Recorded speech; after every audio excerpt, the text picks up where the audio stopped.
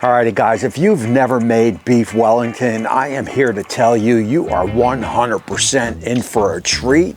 I will have this whole recipe broken down into sections in the timeline, and I will show you how you can do it. It is very simple to do. You don't need all those fancy coverings, all those fancy toppings. This is going to be the classic beef Wellington, which I have been making for over 40 years. I have also made it a few times here on the channel, as it is easily one of my favorites. And best of all, we are going to do 100% of it on my Monument grills. And the first thing we have to do is we've got to go in the house. We have a little bit of prep work to do. After that, I will bring you back and we will fire up the pit. So this one's going to get started with some mushrooms and also some shallots. If you've got a food processor, you definitely want to grab it here. Step number one is these mushrooms do grow in the ground. Get a little paper towel with a little dab of water, and you want to wipe all the mushrooms down. After that, you can quarter them and get them in the food processor. You want a nice fine dice. Once you get one package done, you can move those off into a bowl.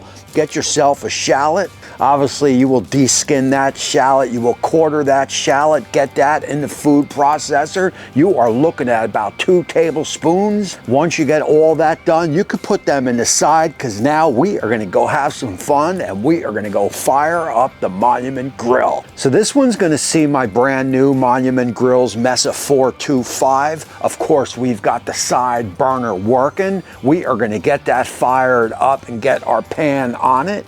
Guys, set that burner on high and let it go for about a minute or two. Remember, you always want to go hot pan, cold oil, never cold oil, cold pan. So let it sit. Once you are heated up, get that oil in. I am going to go with an olive oil. Use your favorite. It really doesn't matter. From there, we are going to get our shallots in. You can lower your temperature down a little bit at this point. Let those shallots cook probably for only about a minute or two. Keep them moving. You definitely do not want them to burn. At that point, after that minute or two, grab your mushrooms and get your mushrooms in. From here, you are going to want to lower that temp. This is a process here that's probably going to take about 10-15 minutes.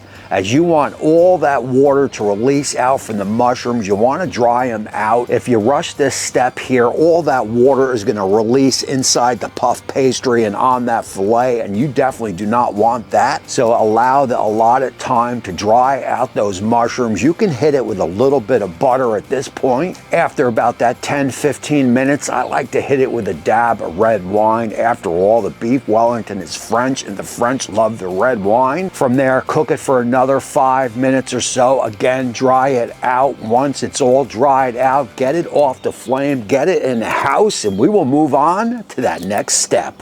And that next step is going to be in our fillet. And here's a little pro tip for you.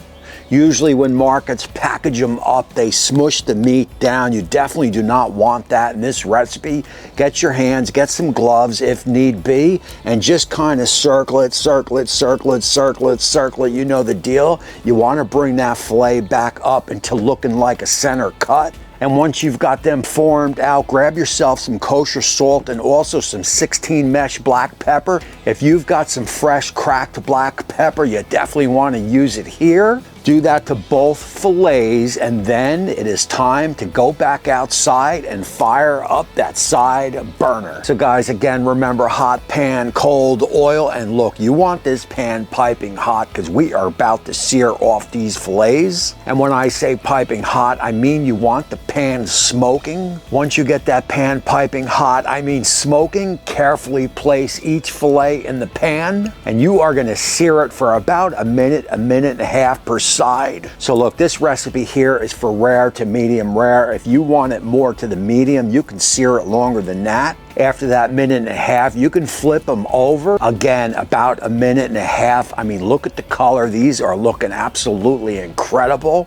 Also, at this point, do not forget the sides. You can stand them up, kind of move them around, sear those sides. The whole cooking process here is going to be about 3.5 minutes or so. Again, that is going to give you a rare to medium rare beef Wellington. Once you are happy with that sear, you can turn that burner off, plate them up, get them in the house, let them rest, and I will meet you at the puff pastry.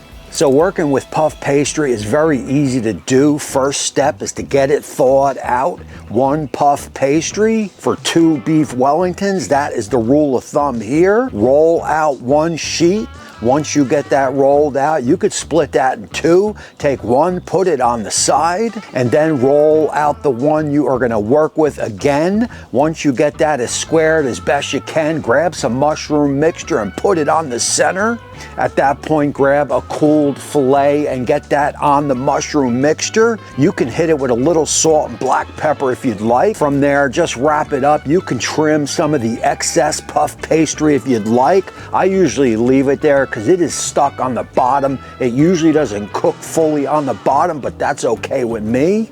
You are going to do the same thing with the other beef Wellington. Once you get both of those beef Wellingtons wrapped up, get yourself a little egg wash, brush both sides, all sides of the beef Wellington. Once you get all that done, put them on the side and let's get on over to the pit. Alrighty guys, and here we go. We are about to have some fun. I've got my beef Wellington split in 2 on some hot plates with some foil underneath. Now look, very important here. You want to make sure your Monument grill is screaming hot. We are at 500 and that'll probably rise up to 600. And also make sure you use that top rack. Get them on and let them stay there probably for about 5-10 minutes or so. You can peek right through that glass, and when you see it browning a little bit, it is time to open it up, and you're gonna want to flip it because you are gonna want to get some even cooking going. Once you have it flipped and everything is looking good, just let it sit. It could take about 10 minutes or so, and I am telling you, fear not, once that puff pastry is nice and browned, it never fails. You are gonna be rare to medium rare. So if that's the way you like it, then you are in the right place. There is no doubt about it. At that point, again, through that glass, we will peek, and as it is looking good, we will open it up and check it out and make sure it's cooked nice and even. You've got browning perfectly.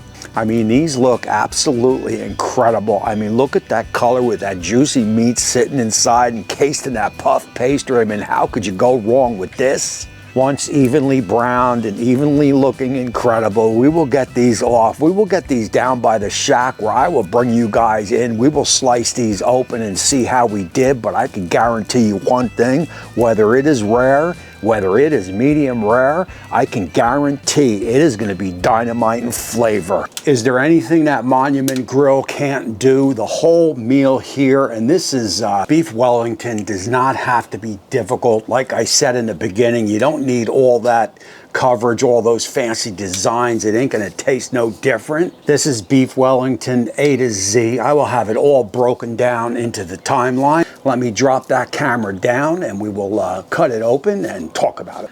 Alrighty guys, look, this is what we all came to see. I've got 1 beef Wellington sitting here on the board. Let's go cut that in half and let's see how we did.